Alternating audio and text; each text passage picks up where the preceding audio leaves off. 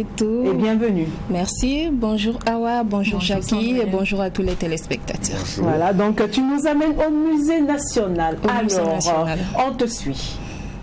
Oui, j'ai effectué une visite au Musée National pour en savoir plus parce que généralement beaucoup de gens passent à côté du musée sans chercher à découvrir les merveilles qui se trouvent à l'intérieur.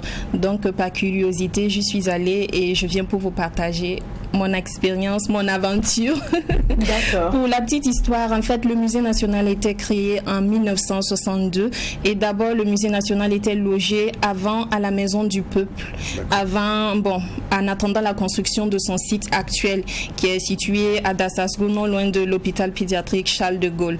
C'est un site d'une trentaine d'hectares environ.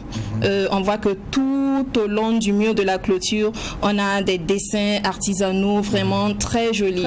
Oui, et à l'intérieur également, il faut noter que chaque bâtiment, il y a d'abord 6 bâtiments à l'intérieur. Il y a le vestibule, l'entrée, où on peut se renseigner et aussi avoir les guides pour la visite. Et là, le vestibule a une forme de calebasse. La calebasse, qui signifie, qui est symbole en fait de bienvenue pour dire l'hospitalité. Donc il y a une belle calebasse d'abord qui nous accueille. Ensuite on a 2 salles d'exposition, la salle Toumani Triandé et la salle José Roche. Et on a également l'administration pour le personnel et aussi 2 salles d'exposition, j'ai dit, un restaurant pour se désaltérer avant et après les visites. Et une belle réserve où sont stockés en fait plus de 13 000 objets de collection vraiment magnifiques. Et il faut noter que pour les activités du Musée National, on a 2 activités. Une activité temporaire appelée exposition temporaire. Comme son nom l'indique, c'est juste pour un temps donné, c'est ponctuel. Et aussi des expositions majeures. Les expositions majeures, c'est généralement sur les cultures, les éléments qui font la culture d'une ethnie ou d'un groupe culturel donné, les rites et les traditions. Et actuellement, nous avons une exposition temporaire qui prend fin en mi-juillet. D'accord. Et les thèmes abordés, en fait, c'est la chefferie traditionnelle des origines à l'indépendance, mais aussi on a l'âge du fer africain. Wow, d'accord. Okay. Pour ce qui concerne la chefferie traditionnelle des origines à l'indépendance, on retrace toute l'histoire en fait de nos chefferies. On l'a vu un peu à l'école avec les Naba ou Obogo, etc. On a aussi des images d'intronisation de chefs. Vraiment, c'est magnifique. Et il y a des objets. On a des bustes d'anciens rois Mouaga également qui sont exposés. On a vu des objets. J'ai vu un casque d'invisibilité Gouroussi. En fait, un casque d'invisibilité. Ok, donc Jackie en sait quelque chose. C'est vraiment magnifique. En fait, ce sont des objets. Il faut noter que tous les objets exposés au Musée National sont des objets qui ont servi.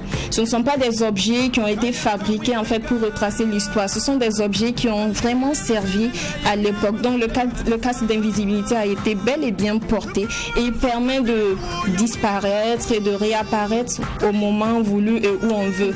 Lors de la guerre, quand on sent un danger, et aussi à la chasse quand le danger est proche. J'ai vu aussi des carquois à flèches empoisonnés, aussi une belle tenue de combattant Mouaga avec des amulettes aussi qui ont leur utilité. Dans la deuxième salle, il y a l'âge du fer africain. Là, c'est la transformation du minéral à latérite au fer. Ça se faisait en fait dans des fourneaux d'argile. Selon un process vraiment bien défini. Et on a des sites qui existent encore. Il y a le site de Corsimoro, environ 70-80 km de Ouagadougou. Super. On a des fourneaux d'argile vraiment qui ont été construits depuis le 14e, le 15e siècle. Un peu détruits par les intempéries, mais vraiment qui tiennent vraiment pour le bonheur des visiteurs. À Touéga, là c'est environ 50 km de Ouagadougou. Là on a un fourneau d'argile de 300 ans, mais toujours solide, vraiment très bien. J'invite tout le monde à y aller. Pour les tarifs, c'est vraiment moins cher, c'est 200 francs pour les élèves et étudiants, 500 francs pour les adultes et 2000 francs pour les touristes. Autant de richesse. Merci beaucoup. Autant de richesse pour notre pays, le Burkina Oui. Faso.